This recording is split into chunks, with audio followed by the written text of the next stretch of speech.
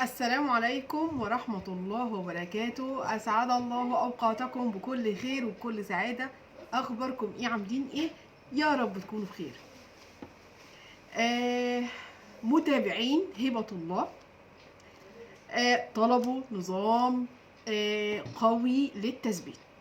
النظام اللي موجود على الجروب يعني نظام متلخبط شوية، فقالوا احنا عاوزين نظام يكون بسيط كده، ان احنا نحاول نقدر نثبت وزننا بعد ما نخلص دايت وما نرجعش نزيد تاني وما نضيعش تعبنا. نعمل ايه؟ يبقى عاوزين نظام سهل.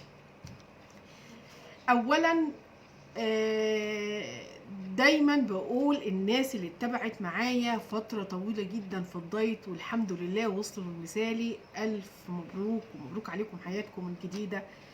أنا بكون سعيدة بيكم جدا جدا جدا، إن ربنا جعلني سبب إن أنا أقدر أغير حياة ناس كتير قوي. ببقى سعيدة جدا لما أسمع أرقام، أنا نزلت 45 كيلو، أنا نزلت يا هبة 50 كيلو، أنا وصلت للمثالي، أنا كنت 125 وبقيت 65 كيلو. يعني يعتبر إحنا يعني في إنسان طلع من إنسان تاني خالص، بقى إنسان تاني خالص. طب نعمل إيه عشان نثبت وزننا، عشان وزننا ما يزيدش تاني؟ دايما بنسأل نفسنا، ودايما كان هدفي في الجروب او حتى هنا القناة ان احنا دايما في خلال فترة الرجيم بتاعنا نتعلم يعني ايه حياة صحية، يعني ايه اسلوب حياة. الدايت ليس فترة وهتعدي، دايت اسلوب حياة، حياة صحية. فالمفروض ان احنا اتعلمنا من فترة الرجيم بتاعتنا ان احنا نخلي حياتنا كلها صحية. اتعودنا في عادات هتطلع معانا مع فترة الرجيم ما ينفعش نتخلى عنها وما ينفعش نسيبها. تمام؟ ايه هي العادات دي؟ رقم واحد الرياضة. بعد ما نخلص رجيم خليكي ماشية على الرياضة. الرياضة صحة، الرياضة رشاقة. أجهزة الجسم هتشتغل بصحة ونشاط مش هتعجزي.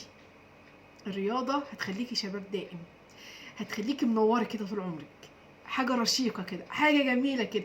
يبقى نوقفها ليه؟ حتى ولو كانت مشي ساعه يوميا التزمي بيه، ده رقم واحد. ثانيا شرب الميه. ما ينفعش بعد ما نطلع من الدايت وعودناكم ان انتوا تشربوا 3 لتر مياه في اليوم نخلص دايت ننسى شرب الميه. غلط. لازم نتعود على شرب الميه، سواء كنت بتعملي دايت او ثبتي او ما بتعمليش دايت خالص، لازم تشربي 3 لتر مياه في اليوم.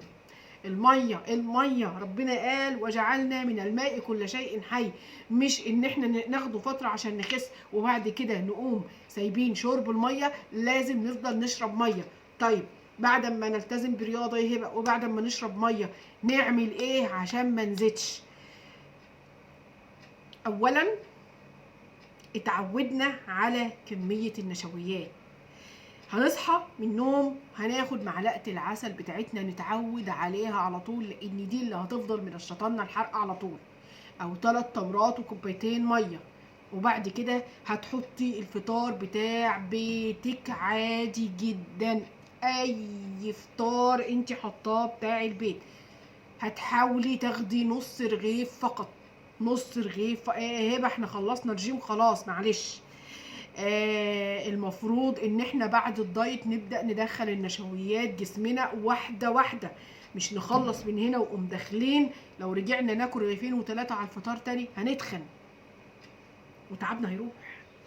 فنبدأ ناخد نص رغيف هناكل بيه اي حاجة موجودة ايه على الفطار. طيب بعد الفطار بساعتين هنقوم واخدين اي ثمرة فاكهة سناكس، اي ثمرة بقى، مش هنقول لك مسموح وممنوع. الفطار احنا قلنا اي بروتين بقى، بيض، فول، جبنه، جبنه مع بيض، فول مع بيض، براحتك. اي حاجه محطوطه قدامك على الفطار بتاع بيتك هتاخدي معاها نص رغيف بلدي وهتاخدي كوبايه لبن. واهتمي بالسلطه والخضار حتى بعد التسبيح. الخضار لازم يفضل معانا على سفرتنا دائما، شيء اساسي. وكوبايه اللبن. طيب كوبايه اللبن دي هتقدري زي ما اتعودنا ناخدها كامله، وتقدري تقسميها مشروبات، شاي بلبن، قهوه بلبن، نسكافيه بلبن. ولكن يفضل نبعد حتى بعد التثبيت ما ناخدش اللي هو النسكافيه 3 في 1، سعرات حراريه بندخلها جسمنا على الفاضي. تمام. بعد الفطار بساعتين هناخد ثمره فاكهه سناكس اي نوع. الغدا بتاعنا اي بروتين حضرتك عاملاه في البيت، اي بروتين، ولكن نتعلم يكون مشوي او مسلوق، ما ناخدش حاجه محمره بقى. خلاص بقى المحمر ده ننساه، لانه هو مضر بالصحه، سواء كنت بتخسي او سواء كنت بتثبتي او ما كنتيش بتعملي رجيم خالص. المقليات مضره جدا بالصحه. اي بروتين، قطعه لحمه، صدر دجاج، 2 سمكه مشويه، علبه تونه، جبنه قريش، طبق عدسه، اي بروتين حضرتك انت عاملاه في البيت.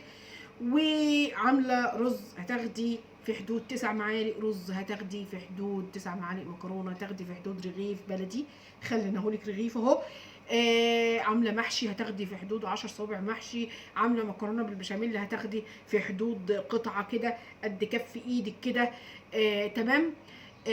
الغدا بتاعك هتاكلي من اكل بيتك عادي، ولكن تخلي بالك من الكميات. العشاء بتاعنا بالليل نمنع نشويات، حتى في التثبيت نمنع نشويات، ما ناخدش نشويات في بالليل. طيب جه حصلت ظروف وعكيت ولخبطت الدنيا وخدت نشويات بالليل يا هبه، اعمل ايه؟ ظبطي نفسك تاني يوم على طول، ما تستنيش. انتي حكيمه نفسك، وانتي اللي واخده بالك من نفسك، ما تضيعيش تعبك. جيتي في يوم لخبطتي وعكيتي الدنيا، كان عندك عزومه في اي حاجه، تاني يوم امنعي نشويات. تمام. ان وارد ان ده يحصل، احنا في مرحله تثبيت، جات لنا عزومه، جات لنا خروجه، جات لنا اي ظروف، تاني يوم الحقي نفسك وامنعي النشويات طول اليوم وزودي لي الرياضه. تمام. طيب انا هفضل ماشيه، طب ما فيش بقى يوم كده يا هبه في الاسبوع مثلا اقوم واكله فيه براحتي؟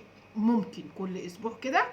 شوفي يوم الجمعه، شوفي اليوم اللي بتتجمعوا فيه انت والعيله وموجودين والاولاد وزوجك، وعامله اكل وعامله حلويات وكده، مفيش مشكله ناكل براحتنا، ولكن تاني يوم نرجع لنفس كمياتنا، نشرب ميه كتير. ان شاء الله لو مشيتي على النظام ده هتثبتي مش هتتخني. وتابعي ميزانك اسبوعيا، نصيحه اللي بيثبتوا مع النظام ده، تابعي ميزانك اسبوعيا. لقينا الميزان ثابت يبقى احنا كده ماشيين تمام. افرضي لقيتي الميزان طلع كيلو، اعملي رجيم يومين. طب لو الميزان طلع كيلو اعمل رجيم يومين ازاي؟ امنعي النشويات، فطار غدا عشاء بروتين وخضار فقط. اشربي ميه، زودي الرياضه عشان ينزل الكيلو. الحقي نفسك في الكيلو ده قبل العمليه ما تفتح منك تاني. ولو مشينا على الكميات اللي انا قلت لك عليها دي، ان شاء الله ان شاء الله مفيش زياده كيلو ولا حاجه. طيب هو انا في التثبيت الكميات اللي انت قلتيها دي ما اكلش حلويات؟ عايزه تاكلي حلويات هتاخدي حته صغيره مع الوجبه الاساسيه مع الفطار او الغدا. مش عاوزين ناخد الحلويات في وجبه لوحدها، لان هتعليلك سكر الدم. بتنزلي الحته الحلويات اللي بتاكلها دي على معده فاضيه، بتنزل تعمل حاله استفزاز للانسولين، بتعلهولك، هتخليكي داخل دايره من الجوع وتخزين الدهون. تمام. لكن لما ناخدها بعد وجبة أساسية، الجسم خد احتياجاته، الأنسولين بيرفع واحدة واحدة واحدة، فبالتالي مش هنفاجئه بقطعة الحلويات دي. تمام كده. ان شاء الله باذن الله ربنا يوفقكم، ويا رب اكون افدت اللي كانوا عاوزين نظام للتثبيت. لان كتير جدا سالوني فيه، واعملي يا هبه فيديو، اعملوا يا هبه فيديو، احنا عايزين نعرف حياتنا هتكون ماشيه ازاي بعد التثبيت. هنمشي بالنظام اللي انا قلت عليه ده، وربنا يوفقكم جميعا. وما تنسوش تعملوا لنا لايك للفيديو، وتعملوا لنا اشتراك للقناه، وتفعلوا الجرس عشان يوصل لكم كل جديد. كان معكم ادمن هبه الله، ادمن جروب لو نفسك تخسي للبنات فقط، وقناتكم على اليوتيوب هتخسي مع هبه الله. والسلام عليكم ورحمه الله وبركاته.